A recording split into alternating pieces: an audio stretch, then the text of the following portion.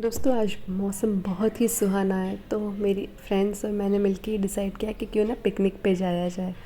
तो बड़े छोटे सब मिलाकर हम लोग करीबन 30 जने हो रहे थे, जिनके लिए ना मुझे बहुत ही डिलीशियस सा कुछ नाश्ता बनाना था। तो यहाँ पे मैंने उसके लिए 2.5 किलो आलू लिए, उसे बॉईल कर दिया और उसे छीलकर हम मैश कर लेंगे। अब एक बड़े बर्तन में यहाँ पे मैंने 4-5 चम्मच जितना तेल गरम करने रखा है और 200 ग्राम जितनी मैंने इसमें गार्लिक ना क्रश करके डाली है, कूट के डाली है। अगर आप चाहे तो बारीक कट करके भी डाल सकते हैं, लेकिन ऐसा करने से ना बहुत ही बढ़िया फ्लेवर आएगा इसका। तो अब इसे कुछ सेकंड्स के लिए हम सॉटे कर देंगे। ब्राउन कलर नहीं होने देना हमें, बस इसका कच्चापन चला जाए ना, उतनी देर के लिए हम इसे सॉटे कर लेंगे। और अब ना मैं इसमें 1 लीटर जितना पानी डाल रही हूँ और इसमें हम ऐड करेंगे 2 पैकेट्स चिली फ्लेक्स के। आप अपने टेस्ट के अकॉर्डिंग ज़्यादा या कम भी कर सकते हैं।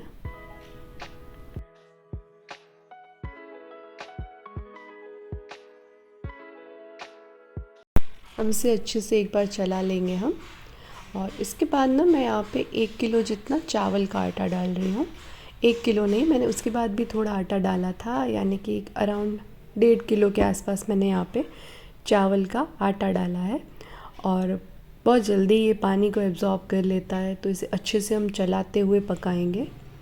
जब ये काफ़ी अच्छे से सूखा हो जाए ना, कोई मॉइस्चर इसमें ना रहे तब तक। तब ये देखिए काफ़ी गाढ़ा हो चुका है। तो अब हम इसे किसी बर्तन में निकाल के ठंडा होने देंगे। और ये जब ठंडा हो जाए तो इसमें हम बॉयल और मैश किए हुए आलू डाल देंगे। साथ ही इसमें हम डाल देंगे नमक।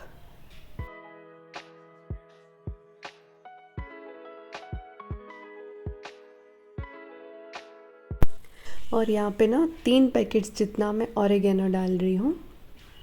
काफ़ी बढ़िया चिली फ्लेक्स और ओरिगेनो का जो फ्लेवर है ना, बहुत बढ़िया लगता है। बच्चों को तो ये बहुत ही ज़्यादा पसंद आने वाला है। तो बस अब इसे अच्छे से मिक्स कर लेंगे। अब इसमें से ना थोड़ा सा मिक्सचर लेके अपने हाथों पे हम तेल लगा के इसे अच्छे से मसल के स्मूथ बना लेंगे। और इसे ना अच्छे से रोल करना है। बेसिकली हमें ऐसे लंबा सिलेंड्रिकल शेप में इसे रोल करेंगे हम, देखिए इस तरह से। अब इसमें ना ये देखिए मसलने से कितना स्मूथ हो गया है ये मिक्सचर, है ना। ऐसा होना चाहिए, कोई क्रैक्स वगैरह नहीं होने चाहिए। अब इसमें से हम अपनी पसंद के अनुसार शेप या फिर साइज़ आप बोल लीजिए, उस साइज़ में हम इसे कट कर लेंगे। देखिए मेरी सारी बाइट्स, जो पोटैटो बाइट्स, गार्लिक की पोटैटो बाइट्स बहुत ही फ्लेवरफुल ना, वो यहाँ पे मेरी बनी थी करीबन 250 के आसपास। तो मैंने उसे स्क्वायर शेप दे दिया है। कट करने के बाद ना थोड़ा हाथ से भी मैंने इसे शेप दिया है। तो बस अब इसे ना ब्रेड क्रम्स में हम डिप कर लेंगे और इसे हाई फ्लेम पे हमें डीप फ्राई करना है। तो सारी बाइट्स को देखिए मैंने अच्छे से ब्रेड क्रम्स से कोट किया है, जिससे कि ना ये काफ़ी लंबे टाइम तक ना क्रिस्पी रहेगी। तो बस ये आप अवॉइड भी कर सकते, क्योंकि हमने इसमें राइस फ्लोर डाला है ना, तो ये क्रिस्पी तो वैसे भी रहेगी, बट इससे टेस्ट थोड़ा और बढ़ जाएगा ब्रेड क्रम्स लगाने से ना। तो बस इसे अच्छे से, अब देखिए हल्का सा इनका जब कलर चेंज, कितना प्यारा सुनहरी कलर है इनका, है ना।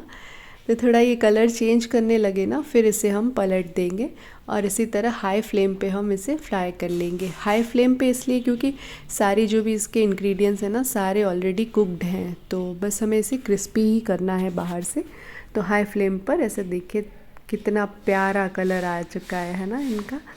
तब बाइट्स ऑलमोस्ट रेडी है, तो मैंने यहाँ पे पैकेट्स पैक करना स्टार्ट कर दिया था। मैं सबके लिए ना यहाँ पे 10 बाइट्स डाल रही हूँ और केचप का पैकेट भी डाल रही हूँ। तो बस मज़ा आया मुझे बहुत, ये सब बच्चों और बड़ों के लिए ऐसे पैकेट्स पैक करते हुए।